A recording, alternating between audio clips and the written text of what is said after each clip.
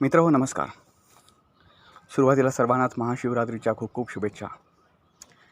आज आपण सण आणि दिवस या विषयी माहिती घेणार आहोत आणि स्पेशली महाशिवरात्रीला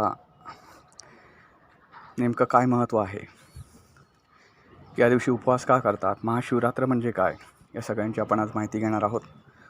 तर व्हिडिओला शेवटपर्यंत पहा, कुठे स्किप करू नका आणि आवडला तर व्हिडिओला लाईक करा, शेअर करा आणि चॅनलला सबस्क्राईब करा. मित्रहो, भारतीय संस्कृतीत एकेकाळी वर्षभरात 365 सण साजरे केले जात होते. वर्षातील प्रत्येक दिवस हा साजरा करण्यासाठी कोणता ना कोणता सण ठेवलेला होता.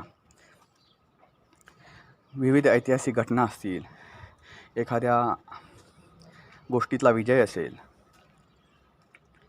किंवा पेरणी, लावणी, कापणी, अगदी हे सुद्धा सण म्हणून साजरे केले जायचे. कारण भारतीय माणूस हा सुरुवातीपासूनच उत्सव प्रिय असा माणूस आहे. परंतु महाशिवरात्रीचे एक वेगळेच महत्त्व आहे. प्रत्येक चंद्र महिन्यातील 14वा दिवस किंवा प्रतिपदेच्या आधीचा दिवस शिवरात्री म्हणून ओळखला जातो. वर्षभर येणाऱ्या 12 शिवरात्रींमध्ये माघ महिन्यात येणारी शिवरात्र ही महाशिवरात्र म्हणून ओळखली जाते. ती फेब्रुवारी किंवा मार्च महिन्यामध्ये येते. या रात्री पृथ्वीच्या उत्तर गोलार्धाची स्थिती अशी असते की मनुष्यात नैसर्गिक ऊर्जेचा उद्रेक होतो. या दिवशी निसर्ग एखाद्या व्यक्तीला त्याच्या आध्यात्मिक शिखरावर ढकलत असतो असं मानलं जातं. याचा वापर करून घेण्यासाठी या संस्कृतीमध्ये आपण रात्रभर सुरू असणारा उत्सव साजरा करायला सुरुवात केली, ज्याला आपण महाशिवरात्र असं म्हणतो. नैसर्गिक ऊर्जेच्या या उद्रेकाला योग्य दिशा देण्यासाठी रात्रभर सुरू असणाऱ्या या उत्सवातील प्राथमिक आवश्यकता म्हणजे आपण आपल्या पाठीचा कणा ताठ ठेवून संपूर्ण रात्र न झोपता जागे राहणे. आध्यात्मिक मार्गावर असणाऱ्या व्यक्तींसाठी महाशिवरात्र ही अतिशय महत्त्वाची आहे. कौटुंबिक व्यक्ती तसेच जगातील महत्त्वाकांक्षी लोकांसाठी सुद्धा ही अतिशय महत्त्वाची आहे. योगी व्यक्तींसाठी हा दिवस म्हणजे शिव कैलास पार्वतीशी एकरूप झाले तो दिवस आहे. ते पर्वतासारखेच बनले, अतिशय स्थिर. योग परंपरेत शिवदेव म्हणून पूजले जात नाही, तर त्यांना आदिगुरू म्हणजे ज्याच्यापासून योग विज्ञान उगम पावले ते प्रथम गुरु असे मानले जाते. हजारो वर्षे ध्यान केल्यानंतर एके दिवशी ते अत्यंत स्थिर बनले. तो महाशिवरात्रीचा दिवस आहे असं काही लोक मानतात. त्यांच्यामधील सर्व हालचाल बंद झाली व ते पूर्णतः स्थिर झाले. त्यामुळे योगी महाशिवरात्रीला स्थैर्याची रात्र असेही म्हणतात. समजुती बाजूला ठेवल्या तरीसुद्धा योग परंपरेत हा दिवस आणि रात्र अतिशय महत्त्वाची मानली जाते. याचे कारण हा दिवस अध्यात्माची ओढ असणाऱ्या व्यक्तींना प्रचंड संधी उपलब्ध करून देतो.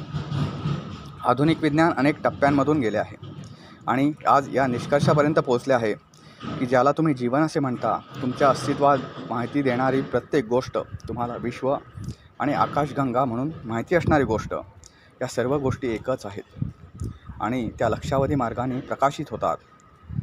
हे आज सिद्ध झालं आहे. मित्रहो, आता आपण महाशिवरात्रीकडे वळूया.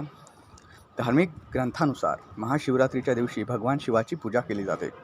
या दिवसाला विशेष महत्त्व आहे कारण या दिवशी भगवान शिव आपल्या भक्तांनी केलेल्या उपासनेने प्रसन्न होतात आणि त्यांच्या मनोकामना पूर्ण करतात असं मानलं जातं. महाशिवरात्रीला आध्यात्मिक महत्त्व म्हणून साजरे करण्यामागे अनेक मते आहेत, परंतु शिवरात्री साजरी करण्याचे विशेष महत्त्व शिवपुराण आणि इतर ग्रंथांमध्ये सांगितलं आहे. शिवपुराणानुसार या दिवशी भगवान शिवाने विश्वाचे रक्षण करण्यासाठी समुद्रमंथनातून निर्माण झालेले हलाहल अर्थात विष प्राशन केले आणि या विषापासून संपूर्ण विश्वाचे रक्षण केले.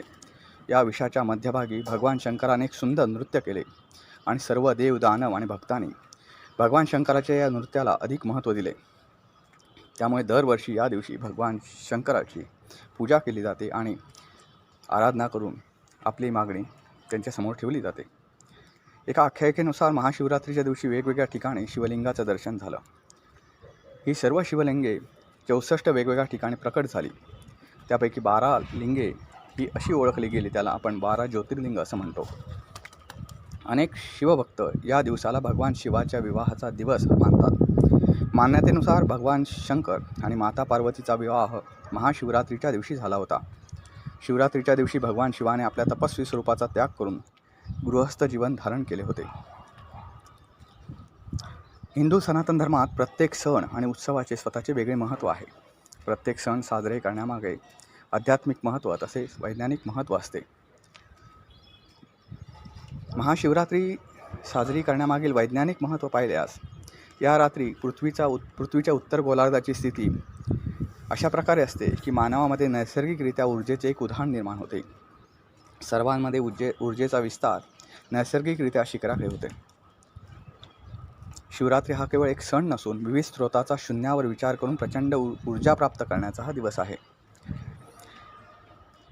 या रात्री नैसर्गिक ऊर्जेची वाढ व्हावी म्हणून भगवान शंकराची पूजा करताना पाठीचा कणा सरळ ठेवून बसावं लागतं. त्यामुळे पाठीचे हाड मजबूत होते आणि सकारात्मक ऊर्जा संचारते. मित्रहो, काही प्रश्न भक्तांच्या मनात पडतात. त्या प्रत्येक प्रश्नाचं आता आपण उत्तर शोधू. शिवलिंगावर जलधारा, दूध किंवा बेलाचे पान का अर्पण करतात? तर जलधारा ही शीतलता प्रदान करते. समुद्र मंथनावेळी महादेवाने विष प्राशन केले होते. या विषामुळे महादेवाच्या शरीरातील उष्णता खूप वाढली. ही उष्णता शांत करण्यासाठी जलधारा अर्पण करण्यात येते. महादेवाला बिल्वपत्र, दूध, दही, मध ह्या गोष्टीही यामुळे अर्पण केल्या जातात, कारण या सर्व गोष्टी ह्या शीतलता प्रदान करतात. आता दुसरा प्रश्न आहे, खंडित शिवलिंगाची पूजा करावी का? शिवलिंगाला महादेवाचे निराकार स्वरूप मानले जाते. शिवलिंग कोणत्याही स्थितीत खंडित मानले जात नाही. त्यामुळे खंडित शिवलिंगाची पूजा केली जाऊ शकते. तिसरा प्रश्न आहे, महादेव स्मशानात का राहतात? तर मित्र, महादेवाला संपूर्ण कुटुंब असलेले देवता मानले जाते, परंतु तरीही ते स्मशानातच निवास करतात. भगवान शिव संसारिक असूनही ते स्मशानात निवास करतात. यामागे लाईफ मॅनेजमेंटचे एक गूढ सूत्र दडलेलं आहे. हा संसार मोहमायेचा प्रतीक असून स्मशान वैराग्याचे. महादेव सांगतात की या संसारात राहून आपले कर्तव्य पूर्ण करावे, परंतु मोहमायेपासून दूर राहावे, कारण हा संसार नश्वर आहे. या संसाराच्या मोहपाशातून कोणीही सुटला नाही. तसाच मृत्यू हे एकमेव सत्य आहे. आपण दिवसागणिक त्या मृत्यूच्या जवळपास जात असतो. त्यामुळे मित्रहो, महादेवाने जे नश्वर आहे त्या ठिकाणी निवास केला आहे. महादेवाचा त्रिशूळ कोणता संदेश देतो? महादेव नेहमी स्वतःजवळ त्रिशूळ ठेवतात. त्रिशूळाचे 3 टोक आहेत, म्हणजे 3 काळ: भूतकाळ, भविष्यकाळ आणि वर्तमान काळ. या 3 काळाचे 3 टोकं प्रतीक आहेत. त्रिशूळ 3 गुणांचेही प्रतीक आहे: सत, रज आणि तम. सत म्हणजे सात्विक, रज म्हणजे संसारिक आणि तम म्हणजे तामसिक. महादेव या 3 गुणांवरही नियंत्रण ठेवतात. आपणही या 3 गुणांवर नियंत्रण ठेवलं पाहिजे. महादेवाला नीळकंठ असं का म्हटलं जातं? समुद्रमंथनात सर्वात पहिले विष निघालं होतं. या विषामुळे सृष्टीवर सर्व जीवांचे जीवन संकटात आले होते. तेव्हा महादेवाने हे सर्व विष प्राशन केले, परंतु विष गळ्याच्या खाली जाऊ दिले नाही. गळ्यात विष धारण केल्यामुळे त्यांचा गळा निळा झाला आणि त्यामुळे त्यांना नीळकंठ असं म्हटलं जातं. शिवलिंगावर भस्म का अर्पण केलं जातं? महादेव शरीरावर भस्म लावतात. भस्म म्हणजे राख. राख ही या सृष्टी आणि त्यावरील जीवाचं सार आहे. ही संपूर्ण सृष्टी नष्ट झाल्यानंतर शेवटी राखच शिल्लक राहणार आहे. हीच राख महादेव धारण करतात. म्हणजे सृष्टी नष्ट झाल्यानंतर, प्राण्याच्या मृत्यूनंतर त्याचा आत्मा महादेवात सामावला जाईल. महादेवाला भस्म अर्पण करण्यामागे हाच संदेश आहे की देवासाठी सर्व समान आहेत आणि आपण सर्वजण शेवटी त्याच्यामध्येच सामावणार आहोत. महादेवाने कपाळावर चंद्र का धारण केला आहे? मित्र, चंद्र हा शीतलतेचा प्रतीक आहे. माता शांत ठेवणे म्हणजे जीवनात कितीही संकट अडचणी आल्या तरी डोकं शांतच ठेवावे. ज्योतिषामध्ये चांगल्या मनाचे कारक मानले गेले आहे. महादेव कपाळावर चंद्र धारण करून हा संदेश देतात की मनाला डोक्याने नियंत्रित करणे, आणि मन नियंत्रित असेल तर ते इकडे तिकडे भरकटणार नाही. मित्रो, शिवशंकराच्या बाबतीत आपल्याला हे असे अनेक प्रश्न पडलेले आहेत. तर त्या प्रश्नाची उत्तरं या व्हिडिओच्या माध्यमातून देण्याचा प्रयत्नही केला आहे. आपल्याला महाशिवरात्रीचं महत्त्वही सांगितलं आहे. मित्रो, महाशिवरात्रीला शिवलीलामृत अवश्य वाचावं. शिवलीलामृत नंतर शिवस्तुती हे वाचल्यामुळे शिवशंकर प्रसन्न होतात. आपल्याला पुण्य मिळते, पापमुक्ती होते असं मानलं जातं. त्यामुळे या व्हिडिओच्या डिस्क्रिप्शन बॉक्समध्ये मी शिवलीलामृतची लिंक देणार आहे. आवर्जून पहा, आवर्जून ऐका. ज्यांना कोणाला वाचण्यासाठी सवय नाही त्याने ते श्रवण करावं असं म्हटलं जातं. मित्रहो, तर शिवलीलामृत अवश्य वाचा, व्हिडिओला लाईक करा, शेअर करा आणि आज शिवशंकराची मनोभावी पूजा करा. नक्कीच तो तुम्हाला काहीतरी चांगलं फळ देईल. आज इथंच थांबूया.